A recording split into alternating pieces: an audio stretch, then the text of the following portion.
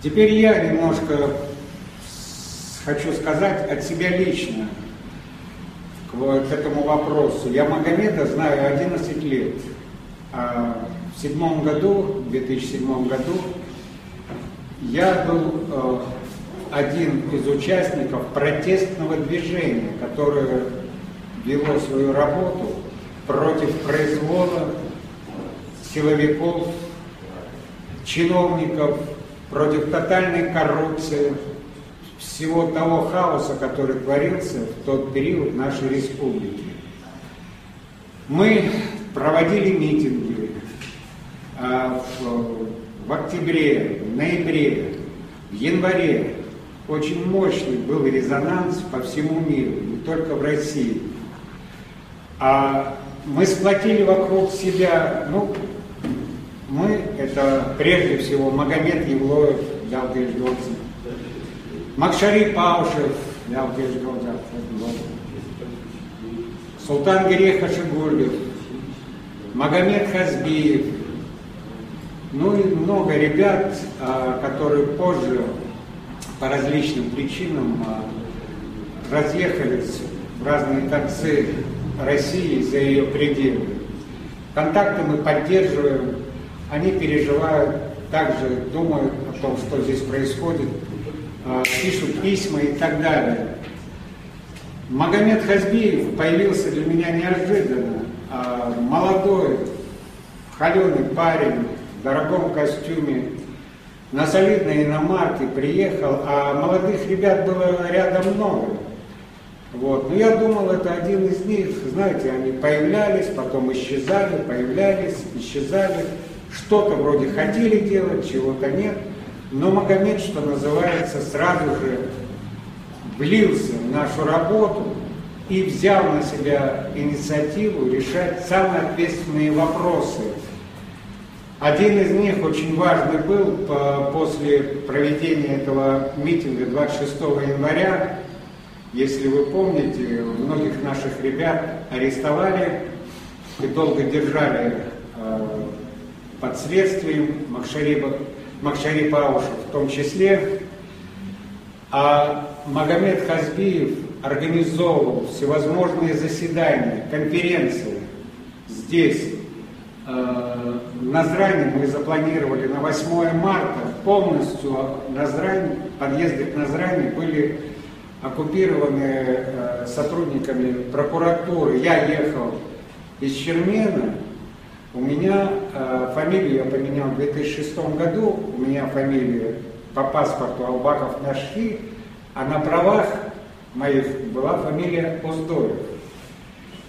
Сотрудники прокуратуры меня остановили, в лицо они меня не знали, я не был, что называется, так известен. И я смотрю, они сверяют мои права со списком, где в списке моя фамилия среди первых стоит. Мне отдали мои права с фамилией Оздоев. Я, естественно, отъехав от этого перекрестка, звоню Магомеду Евлоеву. Я говорю: Магомед, такая ситуация, блокировали Назрань, по-моему, нам не удастся провести эту конференцию, это мероприятие. И я направлялся на базу Макшари Паушева, здесь на Чеченской. Подъезжая туда, я увидел на повороте Урал и БТР. Я понял, что не стоит туда заезжать. И поехал там, где у них в 105-м микрорайоне, массиве, 105-м массиве, что-то вроде бильярдного клуба. Оттуда я уже связался с ребятами.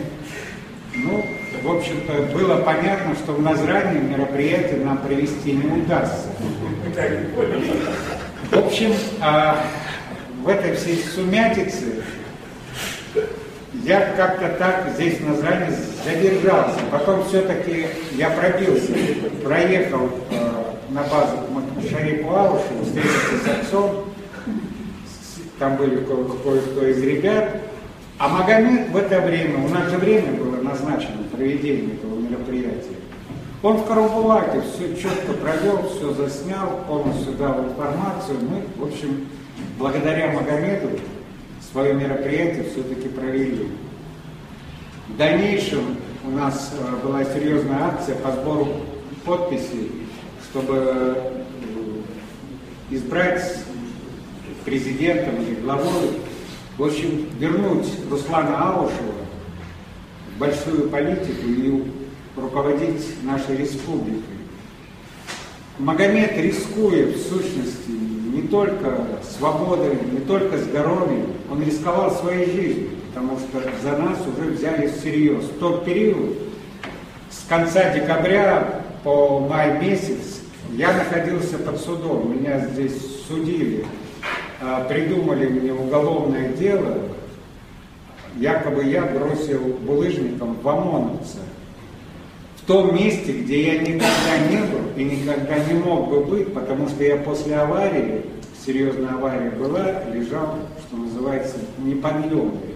Но тем не менее, следователь Следственного комитета привел какого-то засекреченного свидетеля в республиканскую прокуратуру через зеркало.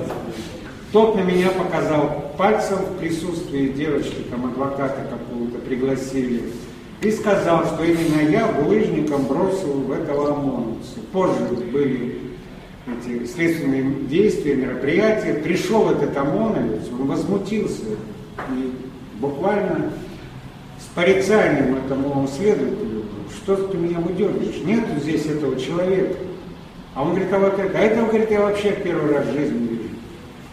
Но вы понимаете, что просто мне хотели навязать вот эту вот уголовщину, как вот в данном случае с Магомедом Хазбиевым, когда ему подбросили пистолет, уголовщину, и на суде, на чистом глазу представитель обвинения требовал мне 4 года строгого режима. И мне бы, наверное, и дали, если бы все-таки хватило духа у этого засекреченного свидетеля хоть с мешком на голове прийти на суд. За 5 месяцев он так и не пришел, в итоге меня Аза Газгиреева, она меня оправдала. Ну, я что хочу сказать, вот тот период, вот Магомед был, что называется, у нас палочка-выручалочка, он помогал, самые серьезные вопросы он решал, организовывал.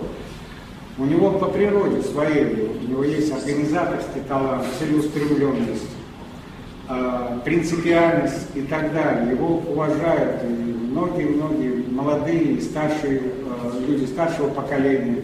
И я это видел наглядно. Ну, потом, вы знаете, он был экспертом по правам человека. И сколько раз он рисковал здесь, вот, в Назране и в других местах, не просто здоровьем, а своей жизнью он рисковал. Однажды его даже, кто знает, не знаю, его даже посадили и хотели практически увезти, где-нибудь ликвидировать. Чудом ему удалось как-то сообщить, где он находится. Тем, я не буду их называть, как я к ним отношусь, им пришлось отпустить его. Есть в русском языке такое выражение: чтобы оценить качество человека, пошел бы ты с ним в разведку. Слышали, наверное, да? Это значит, доверяешь ли ты человеку, пошел бы ты с ним в разведку. Я скажу так, я посчитаю за честь пойти с Магомедом Хазбиевым на смерть. Пойду на смерть с честью и с гордостью, что рядом будет стоять такой парень, достойный мужчина, подвиг. И каких среди нас немало, я об этом знаю. Бакбол Гара Сальшу.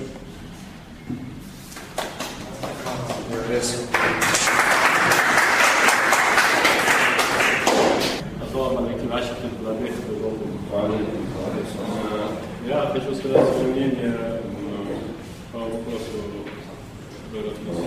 Магомеда Хазбиева. Магомед Хазбиев является одним из основателей гражданского общества нашей республики.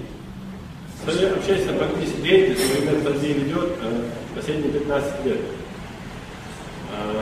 Магомед Хазбиев на сегодняшний день является в ингушском обществе, так, не только в русло общества яркой политической личностью является. Есть такие качества у Магомеда Хазбиева, это служить народу, служить обществу, служить закону.